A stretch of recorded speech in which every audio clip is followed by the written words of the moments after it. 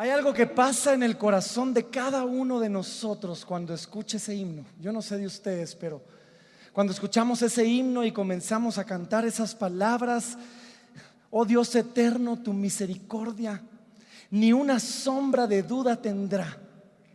Tu compasión y bondad nunca fallan, y por los siglos el mismo serás, oh tu fidelidad. Algo pasa en nuestros corazones, sobre todo, y quizás en los más jóvenes no cause ese efecto, pero conforme vamos creciendo, conforme vamos madurando, conforme el Señor nos permite ir quizás tomando más responsabilidades en la vida y vamos poniendo algunos años sobre nuestros hombros, comenzamos nosotros a experimentar día a día la fidelidad de Dios. Y cuando llegamos a ese momento en la canción donde dice: nada me falta, pues todo provees, yo no sé, algo se conmueve en nuestros corazones, especialmente y no exclusivamente, pero sobre todo para aquellos que son padres de familia, que tienen sobre sus hombros el peso de proveer para una casa. Hay algo que pasa cuando cantamos eso, porque lo hemos visto una y otra vez: nada me falta, pues todo provees. Lo hemos vivido. Quizás algunos han pasado momentos donde no saben cómo, y voltean a ver atrás y dicen: no sé qué hizo Dios, pero nada faltó. Quizás hubieron momentos donde nada sobró, pero ciertamente nada faltó. Y el día de hoy estamos aquí nosotros para celebrar 8 años de un Dios fiel. Sí, estamos aquí para celebrar que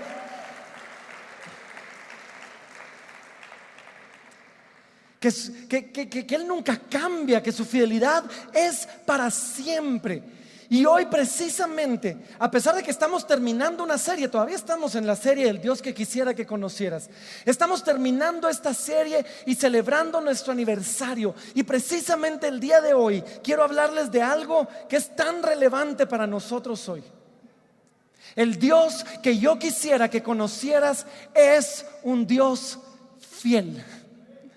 La palabra nos dice en Deuteronomio capítulo número 7 y versículo número 9, dice así: conoce pues que Jehová tu Dios es Dios, Dios fiel, que guarda el pacto y la misericordia a los que le aman y guardan sus mandamientos hasta 1000 generaciones.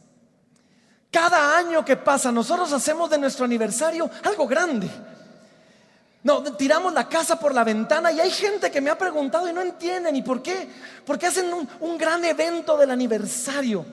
Y es porque cada año que pasa volteamos a ver para atrás y podemos reconocer una vez más: Dios es fiel. Dios ha sido fiel. Porque cuando vemos para atrás, nosotros es un recordatorio de la misericordia, del amor, de la fidelidad de Dios. Es un recordatorio de que Dios cumple su pacto, guarda sus promesas. Es un recordatorio de que Dios no miente, Dios no se arrepiente, y de que cuando Él prometió, Él va a cumplir. Y hoy no es la excepción. Hoy volteamos a ver para atrás y decimos: Dios ha sido fiel para con nosotros. Quizás algunos pues llevan poco tiempo en nuestra iglesia, y les quiero contar un poco de nuestra historia para que vean la fidelidad de Dios con nosotros desde hace años, aún más de 8 años. Todo comenzó, la historia de Casa Libertad comenzó hace 21 años en un retiro organizado por la iglesia El Shaddai, donde nos fuimos de retiro todos, y el Señor hizo una obra maravillosa en mí y en algunos. Veo algunas caras de gente que estuvo en ese retiro, en el feriado del 15 de septiembre del 94, ¿sí? Y en ese retiro, por lo menos a mí, yo no sé qué hizo Dios en todos, pero en mí Dios cambió mi vida. Y Dios me dio, no 5 palabras, 5 promesas. Una de ellas es que me iba a dar el privilegio de predicar el evangelio a las naciones. Y ahora, conforme los años comenzaron a pasar, Dios siguió mandando gente, hombres de Dios, que una y otra vez iban confirmando la palabra que Dios había puesto en el corazón. Y una y otra vez comenzamos a oír palabras donde Dios decía: te voy a llevar a las naciones, vas a predicar la palabra. Y de alguna forma pues esas palabras se fueron juntando. Y me recuerdo, una historia simpática. Hubo un momento donde como que ya se sentía que venía el tiempo. Comenzaron a pasar los años, 13 años pasaron antes de que lanzáramos Casa de Libertad. Y de repente me recuerdo en algún momento se sentía ya la tensión en el ambiente. Yo ya pensaba que venía el momento y estando en un grupo pequeño habíamos invitado a un profeta que nos compartiera. Y yo comencé a orar y le digo: Señor, confirma la palabra en mi corazón. Y me recuerdo, porque fue bien específico, este hombre llegó, comenzó a orar por una persona y le dio una palabra de profecía. Pasó a la segunda, pasó a la tercera, me vio a mí, me brincó, pasó a la quinta y a la sexta y me voltea a ver a mí y me señala así y se va a la octava y de repente para este hombre y se voltea y me dice: dice Dios que no te va a decir.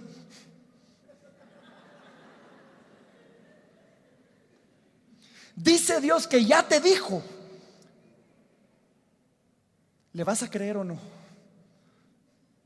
Lo simpático es que después en su misericordia siguió profetizando y confirmó toda la palabra. Pero saben, Dios es fiel para con nosotros. Ahora, me recuerdo cuando ya llegó el momento, quien me conoce un poquito más, hay algunas cosas de la tradición de la iglesia evangélica que han ido creciendo en mí, pero no siempre he terminado de entender, y ahora las entiendo un poquito más. Pero me recuerdo en aquel entonces, yo no mucho creía en eso de la ordenación, te impongo manos, te echo aceite y todo eso. Y sin embargo le digo al Señor: Padre, si este es el tiempo, quiero que me ordenen. Ahora, el pastor que nos estaba pastoreando en aquel entonces sabía que yo no era mucho de esos rollos. Y sin embargo, al día siguiente, miren lo fiel que es Dios. Al día siguiente se me acerca a él, me pide un favor de ingeniería y cuando llego me dice: fíjate que Dios me ha estado inquietando, quiero ordenarte como pastor. Y Dios nos permite comenzar a pastorear en esa iglesia. Pero hasta ese momento, honestamente, la visión era mía. Y creo que quizás por eso Dios no había permitido que el tiempo llegara y que la iglesia se levantara, porque se requiere más de una persona para levantar una iglesia.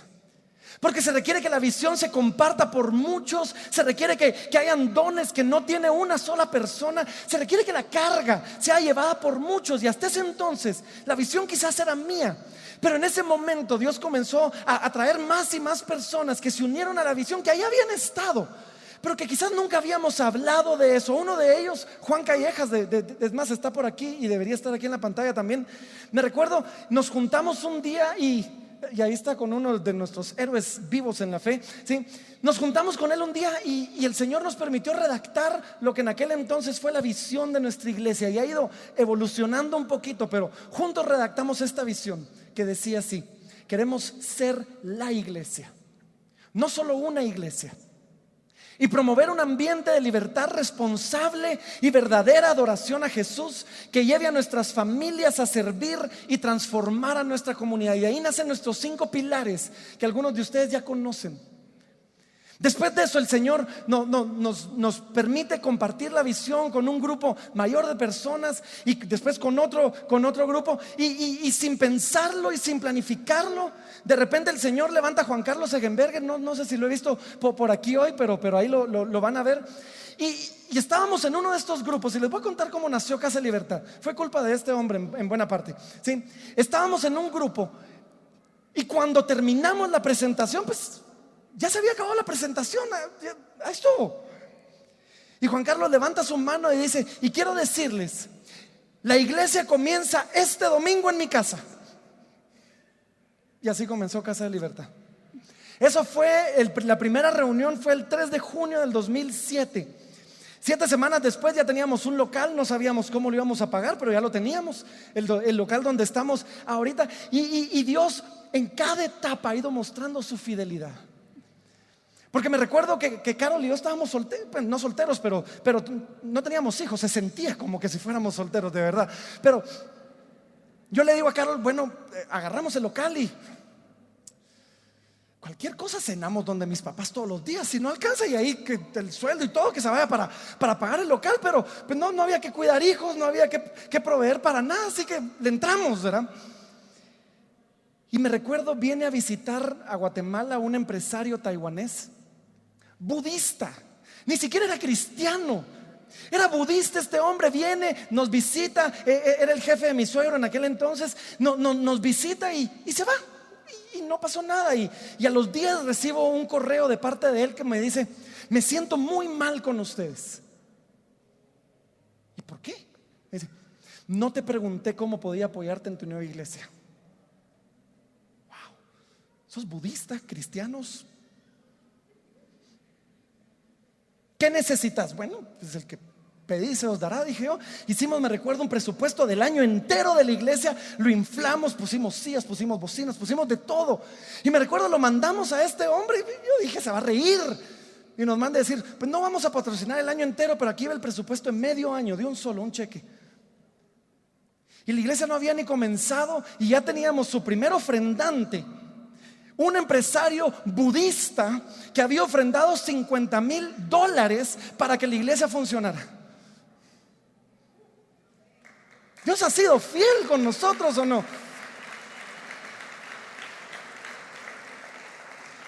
Honestamente nosotros dijimos: bueno, pues esto no va a durar mucho, porque pues había que comprar equipos de sonidos, había que comprar pantallas, había que hacer de todo, y gracias a Dios teníamos. Y el Señor, en medio de todo eso, mandó a otra familia, me recuerdo, y ellos solos ofrendaban más que todas las demás familias de la iglesia juntos. Y cuando el que estaba encargado de las finanzas de la iglesia lo llamo un día y le pregunto: vamos a comprar bocinas, ¿podemos? Me dice: ni tenemos que tocar lo otro, dale. Dios ha sido fiel para con nosotros. Y así, miren, hemos visto la mano de Dios una y otra vez, recordándonos que esta es su obra, no la nuestra. Recordándonos que Dios cumple lo que promete. Recordándonos que Él es el que hace la obra. Bill Hybels es un pastor de una de las iglesias más grandes de Estados Unidos, y él define fidelidad así. Dijo: fidelidad es que alguien cumpla una promesa durante un largo periodo de tiempo. Cumplir una promesa el primer año es fácil, pero conforme van pasando los años y uno comienza a ver la verdadera fidelidad. Ahora, bajo esta definición y bajo cualquier definición, yo les puedo decir: Dios ha sido fiel para con nosotros. Hemos visto su mano, nos ha hecho crecer espiritualmente, emocionalmente, nos ha hecho crecer en sabiduría, espero yo por lo menos, ¿sí? Nos ha hecho más maduros y más sabios, ¿sí? Nos ha hecho crecer como iglesia. Comenzamos un puñado de personas, éramos creo que 12 en la primera reunión. El día de hoy me acaban de pasar el reporte, tenemos más de 150 niños en el área de niños, ¿sí? Tenemos alrededor de 400 adultos aquí en medio de nosotros hoy, ¿sí? Nos acaban de ver. Para que Casa Libertad funcione, hay más de 70 personas sirviendo semana a semana para que esto funcione. Al principio,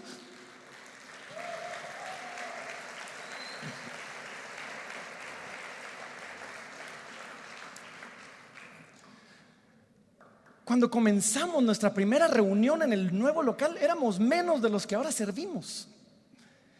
Y ya Dios nos permite tener un staff de 7 personas que trabajamos en la iglesia para servirlos a todos ustedes. Ya lanzamos este año nuestra primera iglesia. Oscar se fue a plantar una iglesia al Naranjo. Estamos preparando el lanzamiento de nuestra segunda iglesia el próximo año. Walter y su esposa se van a ir a plantar una iglesia a Palín. Enviamos ya nuestro primer misionero internacional, Doménico, perdón, no hay foto, pero lo tenemos aquí presente.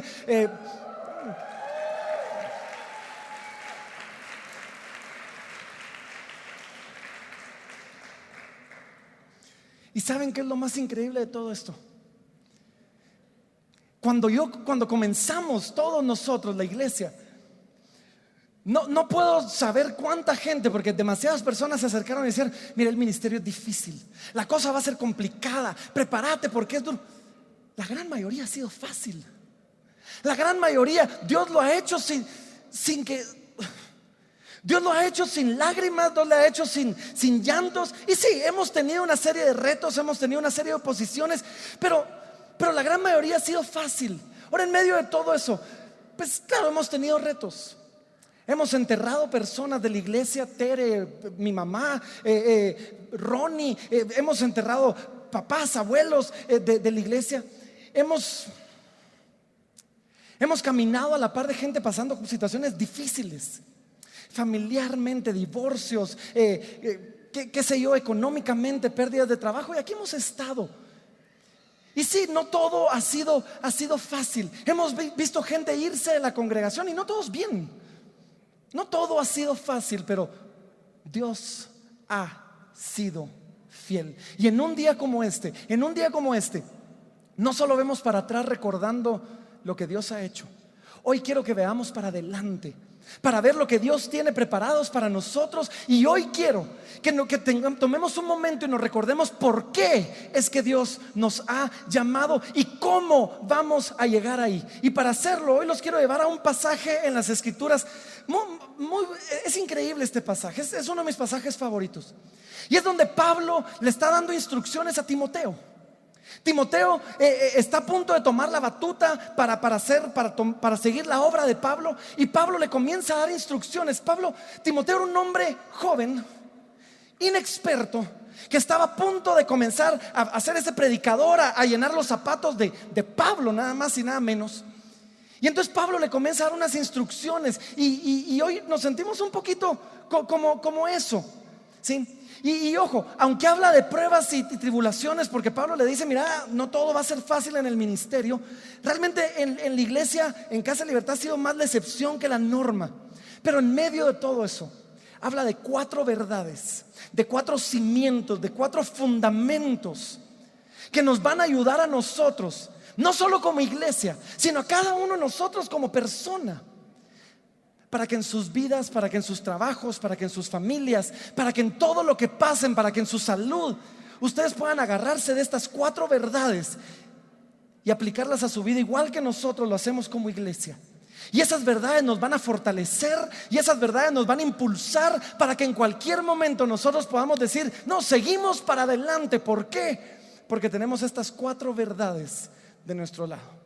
Quiero que me acompañen a Filipenses segunda de Timoteo, capítulo número 2, y versículos, vamos a leer del 8 al 13, y después vamos a irlos ampliando un poquito. Dice así: acuérdate de Jesucristo, del linaje de David, resucitado de los muertos conforme a mi evangelio, en el cual sufro penalidades y hasta prisiones a modo de malhechor, mas la palabra de Dios no está presa. Por tanto, todo lo soporto por amor a los escogidos, para que ellos también obtengan la salvación que es en Cristo Jesús, con gloria eterna. Palabra fiel es esta: si somos muertos con Él, también viviremos con Él. Si sufrimos, también reinaremos con Él. Si le negamos, Él también nos negará. Y si fuéramos infieles, Él permanece fiel. Él no puede negarse a sí mismo. Regresamos al versículo número 8 y comenzamos a ver la primera verdad, y dice así: acuérdate de Jesucristo, del linaje de David, resucitado de los muertos conforme a mi evangelio. En medio de todo lo que hagamos, sea plantar una iglesia y trabajar en la obra del Señor, sea plantar un negocio, sea iniciar una familia, en medio de cualquier cosa que hagamos, esta es la instrucción más importante que podemos recibir: acuérdate de Jesucristo.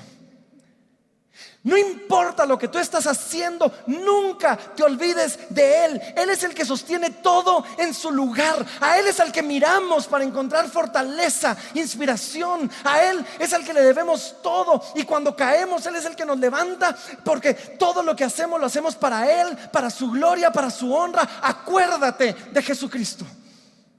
Yo no sé si tú, pues tal vez tienes un llamado al ministerio nítido, pero tal vez el Señor te está llamando a servirle en otra cosa. Hoy quiero decirte, igual que Pablo se lo dijo a Timoteo, igual que la palabra nos lo dice a nosotros como iglesia, yo te lo digo a ti: acuérdate de Jesucristo. Si desviamos la mirada de Él, de nada va a servir todo lo que hagamos. Acuérdate de Jesucristo. Porque en momentos difíciles podemos voltear a ver al que es el autor y consumador de nuestra fe y saber que todo va a estar bien por la obra que Él hizo. Acuérdate de Jesucristo. Y después nos dice cómo acordarnos de Jesucristo, de 2 maneras en particular. Nos dice: acuérdate de Jesucristo del linaje de David, resucitado de entre los muertos. Comencemos al revés. Acuérdate de Jesucristo resucitado de entre los muertos. Si Él resucitó, significa que servimos a un Dios vivo, a un Dios que triunfó sobre la muerte. Si Él resucitó, Romanos nos dice que el mismo Espíritu que hizo levantar a Jesús de entre los muertos habita ahora en nosotros. ¿Sí? No importa qué tan difícil se ponga la cosa, no importa qué tan complicado puede ser. Y ahorita les voy a decir algo que quizás los va a choquear, pero esto: no importa qué tan difícil se ponga, lo peor que nos puede pasar es que nos muramos. Pero si Él resucitó de los muertos, no tenemos nada que temer. ¿Sí? Si Él resucitó de los muertos, yo no voy a temer al que puede matar el cuerpo. ¿Sí? Voy a temer al único y santo Dios, y voy a poder enfrentar cualquier cosa sabiendo que pase lo que pase, estoy bien en sus manos, porque Él resucitó de los muertos. Y dice que Él es del linaje de David. Ahora, no quiero meterme demasiado en esto, pero cuando el ángel le habló a María y le dijo: te van a hacer un hijo, ¿sí? Te van a hacer un hijo. Ella le dijo: concebirás en tu vientre y darás a luz un hijo, y llamarás su nombre Jesús. Este será grande y será llamado Hijo del Altísimo, y el Señor Dios le dará el trono de David su padre, y reinará sobre la casa de Jacob para siempre, y su reino no tendrá fin. No solo servimos a un Señor resucitado, servimos a un Rey eterno cuyo reino no tiene fin. Así que cuando la cosa se ponga difícil, cuando enfrentemos cualquier situación complicada, recordémonos esto: que Jesús, a quien servimos, está vivo y reina soberana y eternamente sobre su trono. No temeré lo que pueda hacerme el hombre. Esa es la verdad número uno. La verdad número uno es que servimos a un Rey eterno que resucitó entre los muertos. La verdad número dos está en el versículo número 9 y nos dice así. Hablando de esto, dice: en el cual sufro penalidades, hasta prisiones a modo de malhechor, mas la palabra de Dios no está presa. Ahora, Pablo no se la quiere pintar suavecita a Timoteo. Pablo le está diciendo: mira, van a haber momentos donde por causa del evangelio vas a ir a la cárcel, y vas a enfrentar prisiones, y vas a enfrentar persecución, y la cosa se va a poner difícil. Pablo le dice a Timoteo: yo estoy sufriendo prisiones, yo estoy sufriendo penalidades. Y no solo eso, dice: me han acusado como malhechor. Lo peor del caso, le dice Pablo, es que van a haber momentos donde quizás se te va a acusar, y cuando pases algo difícil no te van a voltear a ver diciendo: ay, pobrecito, si cómo sirve al Señor. No, te van a voltear a ver y van a decir: lo que pasa es que se lo merece porque es un malhechor. Dice: no estoy siendo honrado. Mi sufrimiento no parecía algo honorable y noble, se me ha acusado públicamente. Y aquí nos dice la siguiente verdad, la verdad número 2, dice: pero la palabra de Dios no está presa. Pero la palabra de Dios no está presa. El cimiento, el valor, lo que yo les quiero compartir, esta verdad que va a inspirar el valor y la confianza de Timoteo era esto: pase lo que pase, Dios va a hacer que su palabra llegue lejos. Si te meten preso, va a funcionar, y si estás afuera, va a funcionar, porque la palabra de Dios no está presa. Pablo le dice a Timoteo: si en algún momento te encuentras en prisión, abatido, silenciado, y te preguntas si la causa por lo que has vivido está perdida, recuerda: yo estoy en prisión, pero la palabra de Dios no. De hecho, Pablo dice en otro lugar: mis prisiones han servido para que el evangelio avance. Miren esto, porque esto es maravilloso y esto es parte de la verdad. Filipenses 1:14, 12 al 14 dice así: quiero que sepáis, hermanos, dice, que las cosas que me han sucedido han redundado más bien para el progreso del evangelio. De tal manera que mis prisiones se han hecho patentes en Cristo en todo el pretorio y a todos los demás. Y la mayoría de los hermanos, cobrando ánimo en el Señor con mis prisiones, se atreven mucho más a hablar la palabra sin temor. Ahora, vivimos en un tiempo donde quizás nosotros no vamos a ser aprisionados por el evangelio.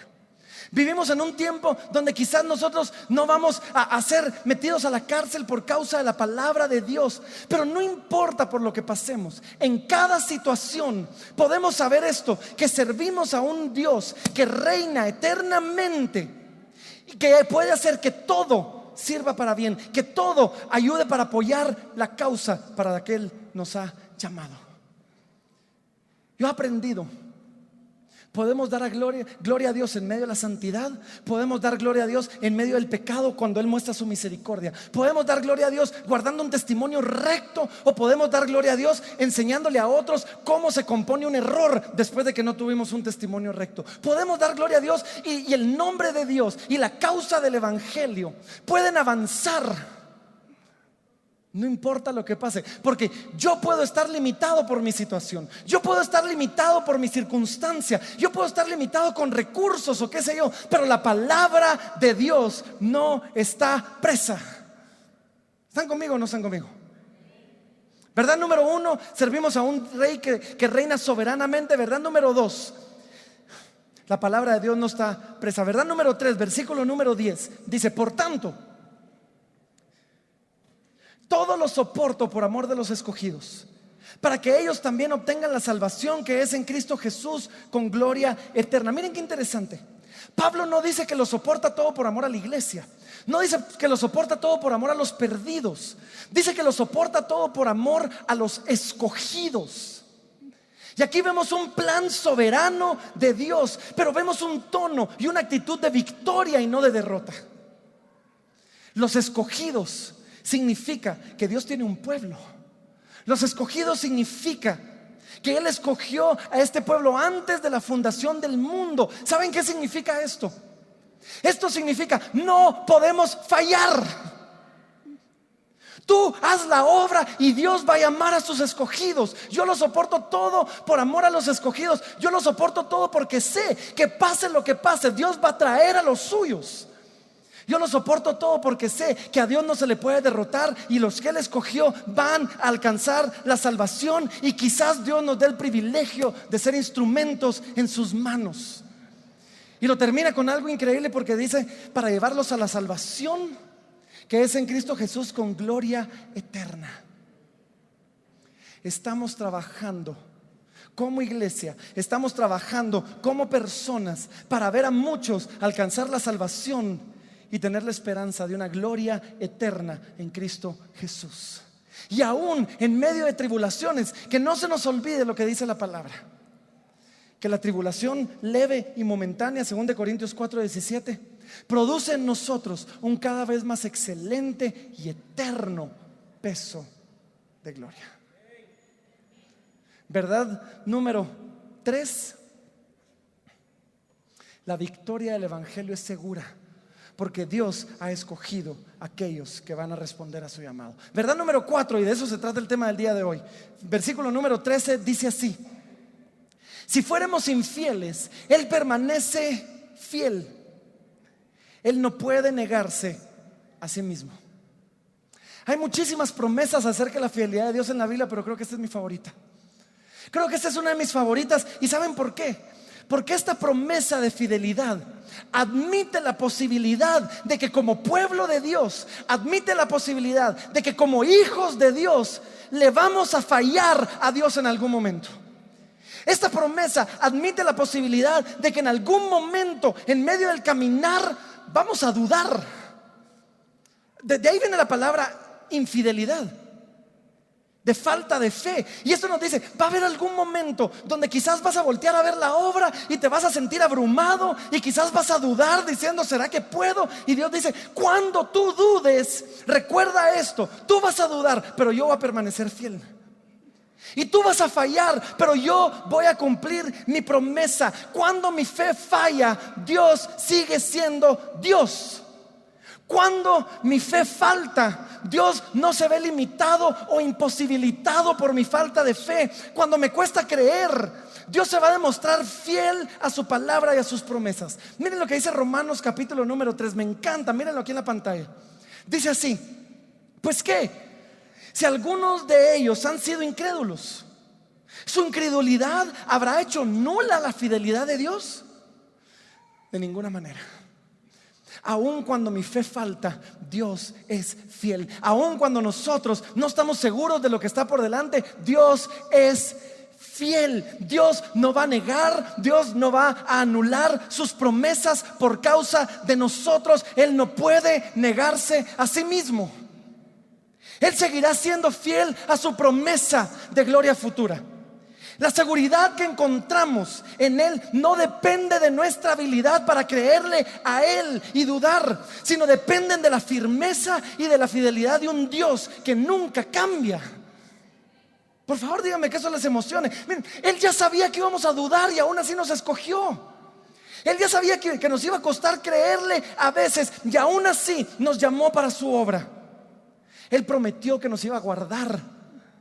Él prometió que ninguno se perdería de su mano y nos va a guardar hasta el fin. Y cuando llegue el momento de que Él le presente a sus hijos al Padre, y aquel que cuenta las ovejas, no va a faltar una sola, porque Él no puede negarse a sí mismo.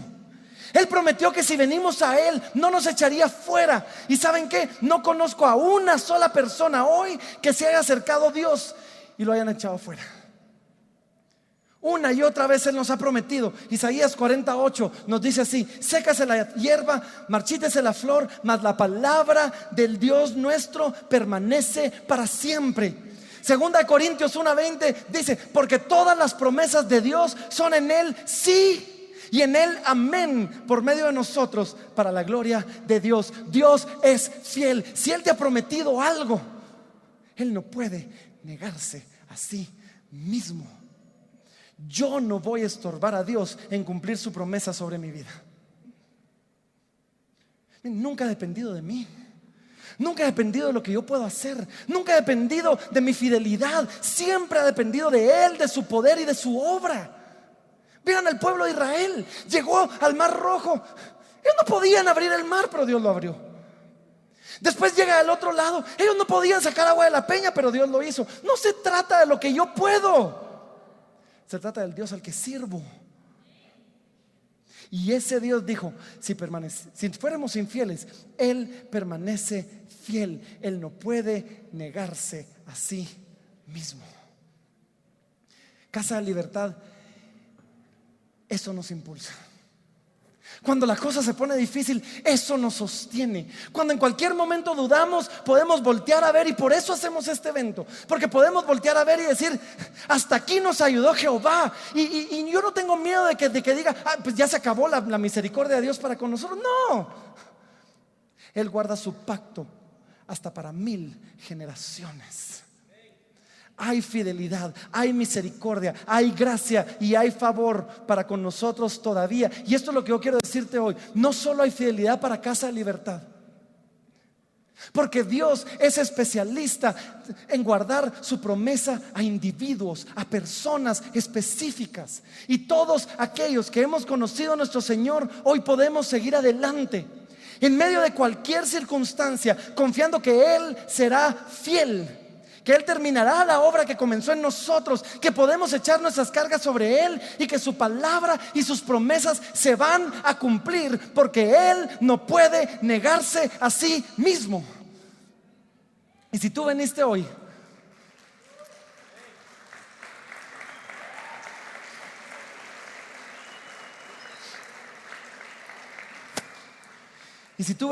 como invitado, quizás, o si tú tal vez has estado viniendo, pero todavía no estás 100% seguro de eso, de entregarle tu vida a Jesús o de confiar tu vida en Él, hoy te quiero decir yo una cosa a ti: el Dios que yo quisiera que tú conocieras es un Dios fiel. El Dios que yo quisiera que tú conocieras es un Dios delante del cual puedes rendirte completamente, que Él va a cumplir su promesa para contigo. El Dios que yo quisiera que tú conocieras es un Dios justo, y es un Dios amoroso y misericordioso. Y me encantaría hoy que tú pudieras conocerlo.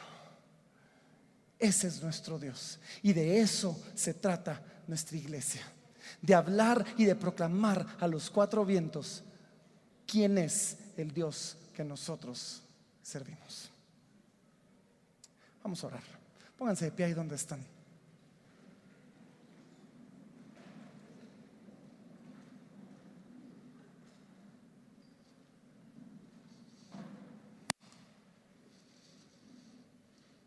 Y vamos a orar en este momento y otra vez estamos terminando una serie llamada El Dios que yo quisiera que tú conocieras. Y si tú no te has atrevido todavía a dar ese paso de confianza en Dios, pero hoy quizás te sientes motivado a hacerlo, yo te quiero guiar en una oración para que tú puedas entregarle tu vida a Jesús como tu Señor y tu Salvador. Y si tú quizás ya llevas años confiando, pero en algún momento te ha faltado la fe, hoy quiero recordarte eso. Si fuéramos infieles, Él permanece siempre fiel, porque Él no puede negarse a sí mismo. Vamos a orar. Padre, te damos gracias, mi Dios, por tu fidelidad para con nosotros. Te damos gracias, mi Dios, por tu amor y por tu misericordia. Te damos gracias, mi Dios, porque tú nunca fallas.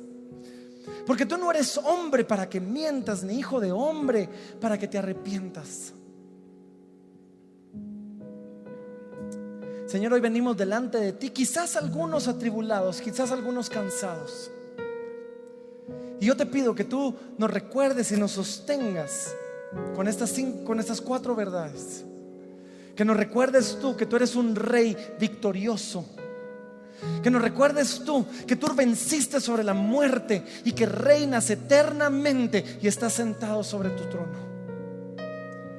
Padre, que nos podamos recordar el día de hoy nosotros, que aun que las circunstancias a veces nos limiten, que aun que podamos nosotros en algún momento poder estar atrapados por la falta de recursos o por la falta de oportunidades, que podamos recordarnos nosotros podemos estar limitados, pero tu palabra no está presa. Tú no estás limitado. Que podamos el día de hoy, Padre, nosotros recordar que hay victoria para todo aquel que obedece tu llamado. Porque tú harás venir a los escogidos y tú harás responder a aquellos que tú has llamado, y tú pondrás el fruto en nuestro camino. Pero sobre todo hoy, Padre, yo oro que tú nos sostengas con esta verdad. Tú eres fiel y tu misericordia es eterna. Te invito a que hagas esta oración conmigo. No importa si ya la has hecho antes o no, y que tú le puedas decir: Señor Jesús, quiero escucharte. Señor Jesús, el día de hoy vengo a ti sabiendo que puedo confiar en ti, sabiendo que me puedo rendir a ti, sabiendo que tú puedes sostener mi vida en tus manos. Y te rindo mi vida y te entrego mi corazón. Y te pido, Señor, que tú me guíes en todo momento, que tú me sostengas en todo tiempo, y que me hagas recordar siempre tu obra, tu amor y tu misericordia. Sé tú mi Señor, sé tú mi Salvador. Te lo pido, Padre, en el nombre de Jesús. Amén.